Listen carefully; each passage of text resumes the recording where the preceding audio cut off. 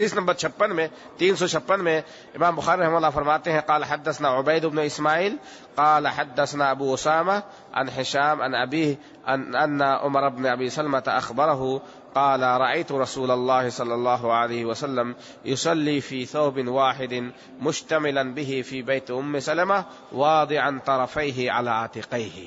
یہ امام بخاری یا اس طرح کے محدثین جو ہوتے ہیں اپنی حدیث ایک ہی حدیث کو بار بار ذکر کرتے ہیں. میرے بھائیو، ایک حدیث کو دیکھ رہے ہیں آپ، ایک ہی معنی ہے، ایک ہی راوی ہے، لیکن بار بار ذکر کر. 3 روایت ہیں جو تقریباً تینوں عمرو بن عمر بن سلمہ ابی سلمہ رضی اللہ عنہ سے روایت ہے. کیوں؟ مقصد یہ ہے کہ یہ بتانا مقصد ہے کہ یہ حدیث بالکل مشہور ہے اور بار بار دیکھا گیا اور آپ صلی اللہ علیہ وسلم کی یہ حالت تھی. فلاں راوی نے امام بخاری دیکھ رہے ہیں، امام بخاری رحمہ اللہ اپنے 3 استاد سے یہ روایت ذکر کرتے ہیں.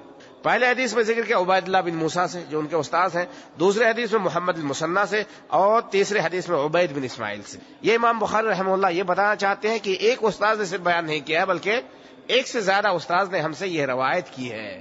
اور یہ امام بخاری، اور آپ دیکھتے ہیں کہ عبید اللہ بن موسیٰ کس سے روایت کرتے ہیں؟ ہشام بن عروہ سے روایت کرتے ہیں.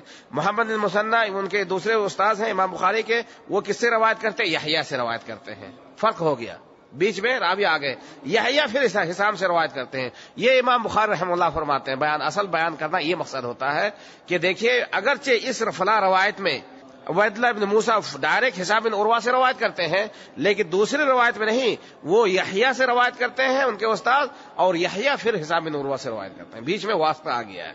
یعنی ہر طرح کی روایت کو امام بخاری رحمہ اللہ یعنی مختلف سند سے اس روایت کو بیان کرتے ہیں، جس کا خلاصہ یہ ہے کہ آپ صلی اللہ علیہ وسلم ایک چادر اوڑھے ہوئے نماز پڑھتے تھے، لیکن آپ کا طریقہ یہ ہوتا تھا کہ ایک چادر کے ایک کنارے کو دوسرے کندھے میں اور دوسرے کنارے کو دوسرے کندھے میں آپ صلی اللہ علیہ وسلم ڈال لیتے تھے. یہ آپ صلی اللہ اس کو حدیث میں اشتمال کہتے ہیں، اس کو التحاف کہتے ہیں، لپیٹ لینے کو. یہ آپ صلی اللہ. لیکن میرے بھائیوں، یہاں یہ ہمیں معلوم ہونا چاہیے کہ یہ کیا ہے؟ جائز ہے، یہ افضل نہیں ہے.